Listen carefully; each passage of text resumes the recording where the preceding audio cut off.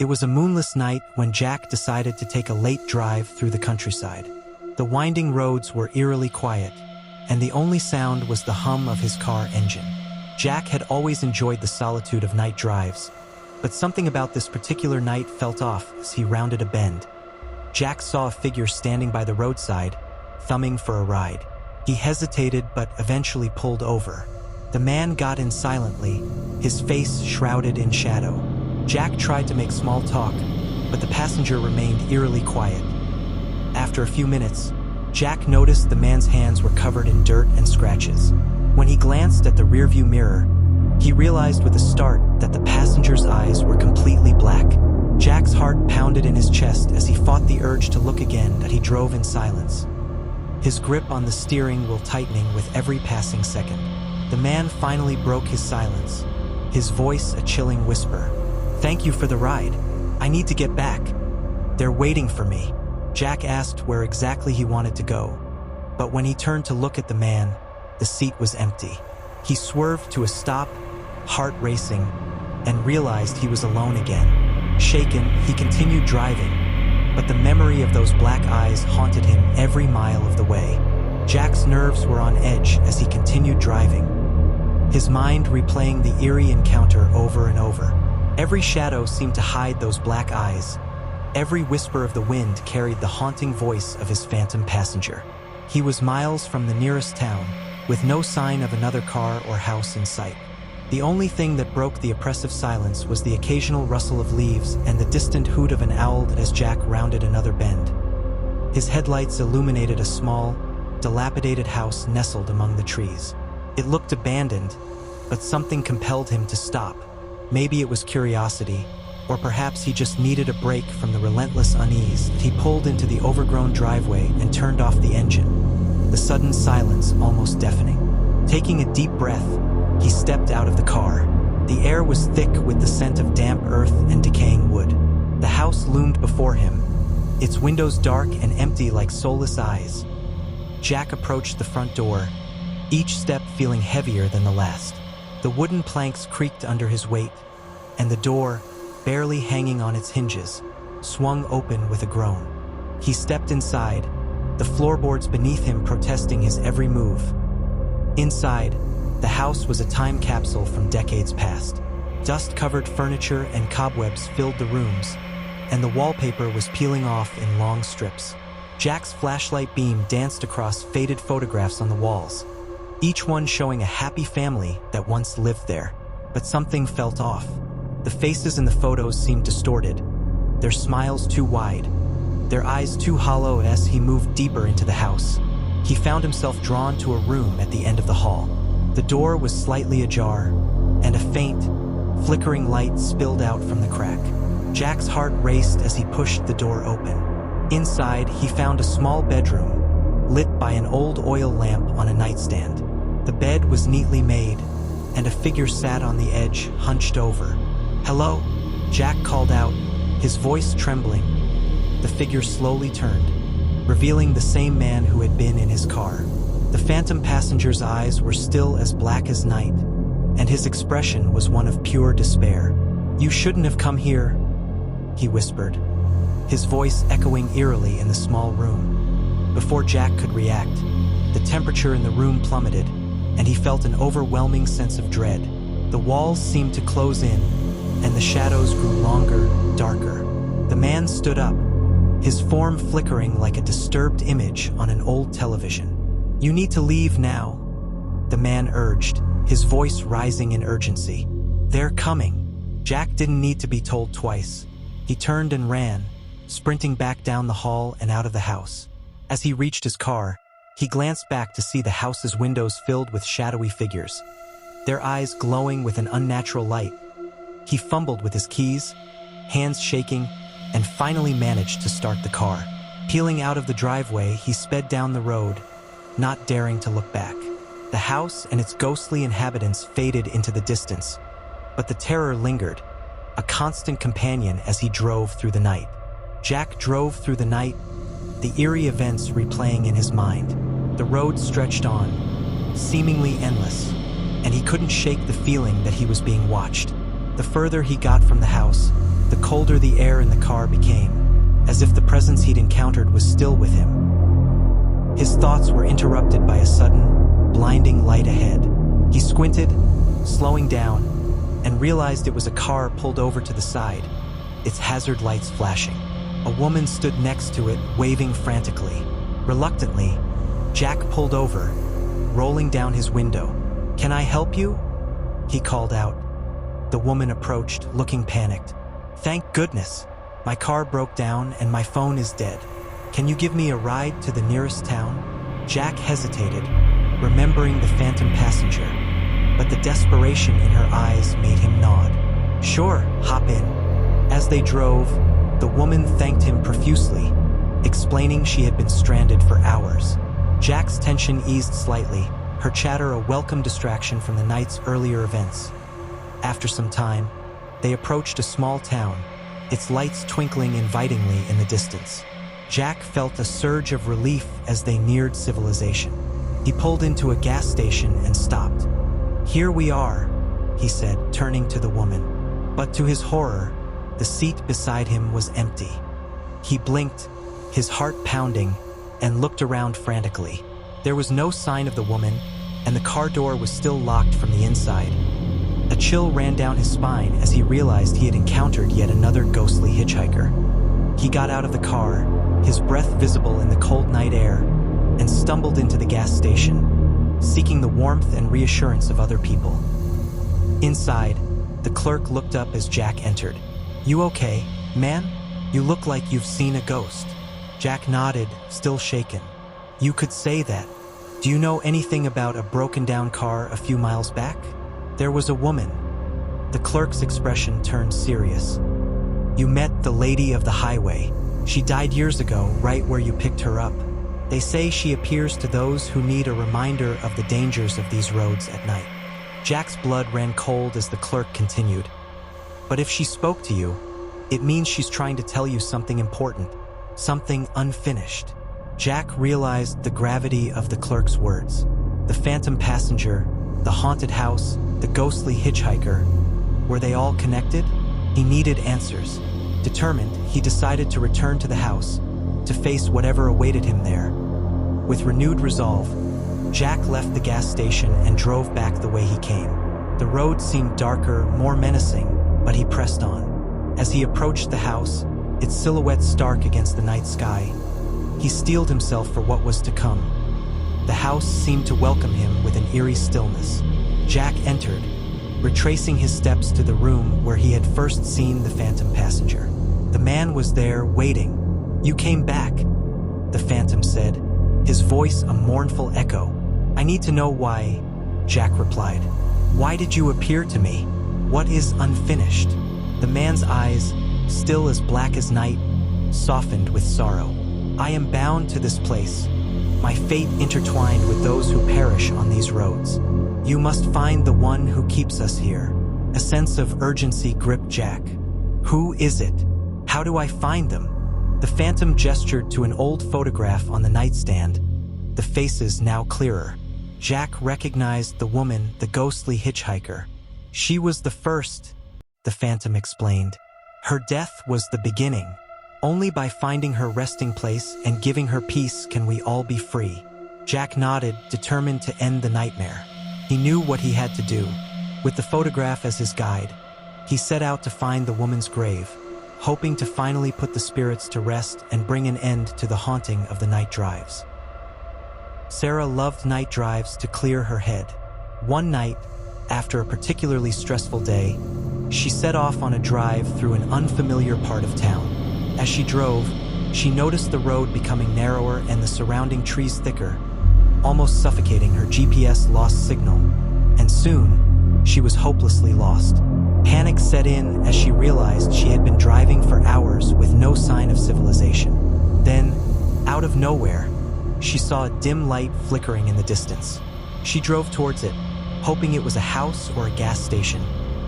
To her horror, she found an old, abandoned gas station with broken windows and rusting pumps. The light was coming from an old lantern hanging by the entrance. As Sarah stepped out of her car, she heard whispers, though she saw no one around. The hairs on the back of her neck stood up as she approached the door. Inside, the whispers grew louder, and she saw faint shadows moving across the walls. Fear paralyzed her, but she had no other choice but to keep moving. Suddenly, a cold hand grabbed her shoulder, and she spun around to find nothing but darkness. She bolted back to her car and sped away, the whispers still echoing in her ears. When she finally found her way back to the main road, she vowed never to take a night drive again.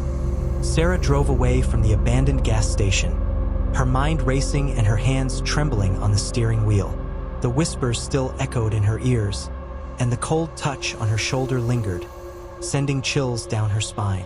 She needed to find her way back to civilization, but the road seemed to stretch endlessly into the dark, like a never-ending nightmare. Suddenly, her headlights caught a glimmer of something metallic in the distance. She slowed down, cautiously approaching what appeared to be an old signpost half hidden by overgrown foliage. The sign was rusted and barely legible, but Sarah could make out the words, "Mill Hollow Cemetery, 2 miles." A sense of dread washed over her, but she felt an inexplicable pull towards the cemetery. It was as if something or someone wanted her to go there. With no other options and a feeling that she was being guided, Sarah turned down the narrow, dirt path leading to the cemetery. The path was rough and filled with potholes, each bump jolting her and making the whispers in her head grow louder. Trees lined the road, their gnarled branches reaching out like skeletal hands. Finally, after what felt like an eternity, Sarah arrived at the gates of Mill Hollow Cemetery. The gates creaked open with a haunting groan as she pushed them. The cemetery was eerily quiet, the moon casting long shadows over the gravestones. Sarah's flashlight flickered as she walked, the beam dancing over the names and dates etched in stone. Then she saw it, a freshly dug grave out of place among the older, weathered tombstones. A single, white rose lay atop the disturbed earth. Sarah's heart pounded as she approached, her breath visible in the cold night air as she stood before the grave. The whispers grew deafening. She could make out fragmented sentences, words of sorrow and pain. Kneeling down, she brushed away the dirt to reveal a name on a plaque. Eleanor Gray, 1952 to 1974.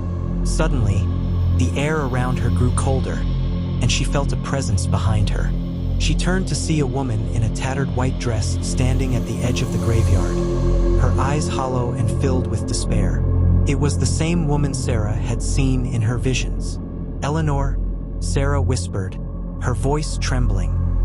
The ghostly figure nodded, her expression sorrowful. "I need your help," she said, her voice ethereal. "I can't rest. My death was a tragedy, but my soul is bound here by the man who took my life. He must be stopped." Sarah felt a surge of empathy and determination. "How can I help you?" Eleanor pointed towards a mausoleum at the far end of the cemetery. "He is there. His spirit haunts this place, feeding on the souls of the lost. You must confront him and end his reign." Taking a deep breath, Sarah nodded and made her way towards the mausoleum. As she approached, she felt the air grow colder, and a malevolent presence seemed to envelop her. The doors to the mausoleum creaked open, revealing a dark, musty interior. Inside, Sarah saw a shadowy figure, its eyes glowing with an unnatural light. "You dare enter my domain?" the figure hissed, its voice dripping with malice. "I'm here to end this," Sarah declared, her voice steady despite her fear. "You will no longer torment these souls." The figure laughed, a chilling sound that echoed through the mausoleum. "You think you can defeat me? I have been here for decades, feeding on fear and despair." Summoning all her courage, Sarah stepped forward. "You're done. These souls will find peace." With a sudden burst of energy, Sarah grabbed a silver cross from her pocket and thrust it towards the figure. The spirit recoiled, screaming in agony as the cross's light pierced the darkness. The mausoleum shook, and the air filled with an unearthly wail. The figure dissolved into smoke, its cries fading into the night. The oppressive atmosphere lifted, and a sense of calm settled over the cemetery. Sarah turned to see Eleanor, her form now glowing with a peaceful light. "Thank you," Eleanor said, her voice filled with gratitude. "We are free." As Eleanor's spirit faded into the night, Sarah felt a weight lift from her shoulders. She made her way back to her car, the path now clear and the night sky bright with stars. The whispers were gone, replaced by a profound silence. Driving away, Sarah knew she would never forget this night. The terror, the sorrow, and the ultimate victory over darkness had changed her forever. She vowed never to let fear rule her again, knowing that even in the darkest of nights, there is always a light that can guide the way.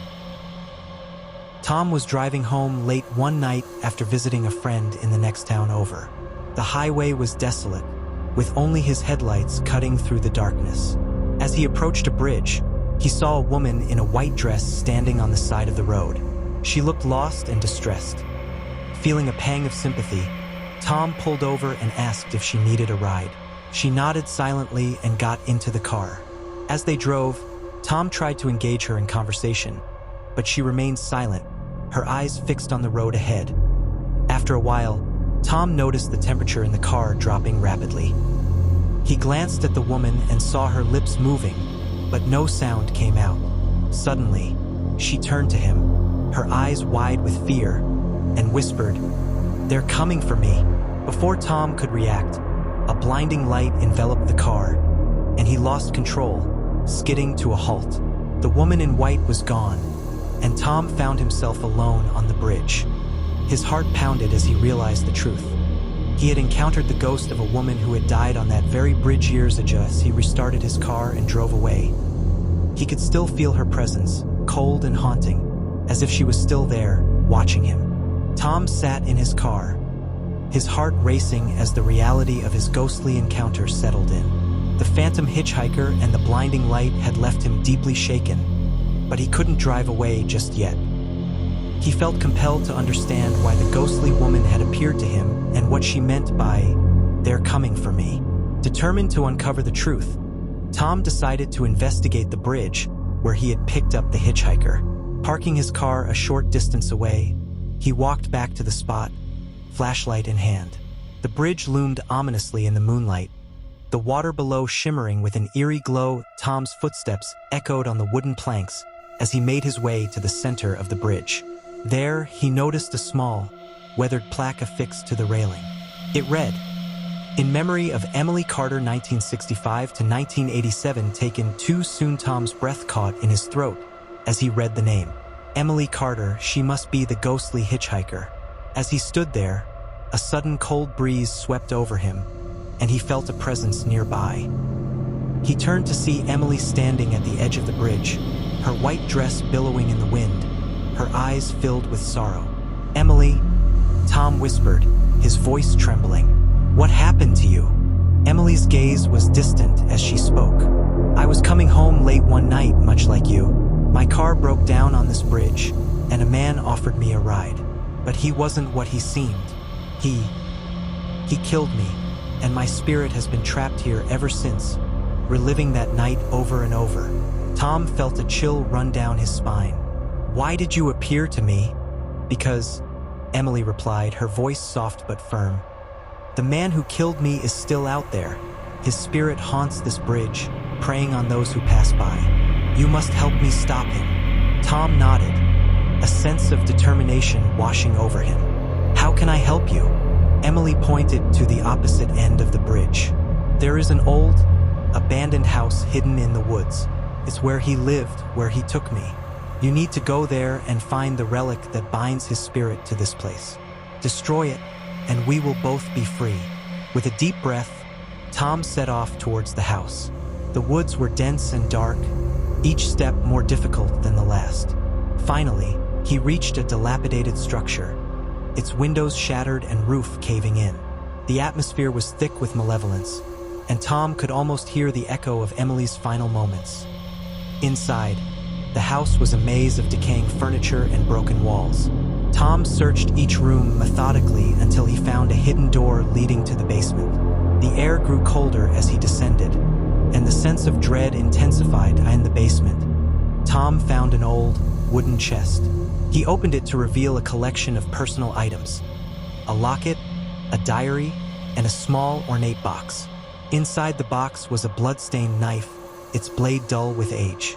Tom knew this was the relic that bound the killer's spirit to the bridge as he picked up the knife. A piercing scream filled the room, and a dark, shadowy figure emerged from the walls. "You dare disturb my resting place?" It hissed, its voice filled with rage. Tom stood his ground, clutching the knife. "Your reign of terror ends now." With all his strength, Tom broke the knife in half. The shadowy figure shrieked, dissolving into nothingness as the relic was destroyed. The oppressive atmosphere lifted, and a sense of peace settled over the house. Tom hurried back to the bridge, where Emily stood, her form glowing with a serene light. "Thank you," she said, her voice filled with gratitude. "You have freed us both." As Emily's spirit faded, a warm breeze rustled the leaves, and the stars shone brightly overhead. Tom knew he had done the right thing. He had brought justice to Emily and ended the cycle of terror. Driving away from the bridge, Tom felt a newfound sense of purpose. The night had tested his courage and resolve, but he had emerged victorious. He vowed to honor Emily's memory by sharing her story and warning others of the dangers that lurk in the dark as the first light of dawn broke on the horizon. Tom knew he would never forget the lessons of that night. The spirits of the lost can find peace, and even in the darkest moments, there is always hope for redemption.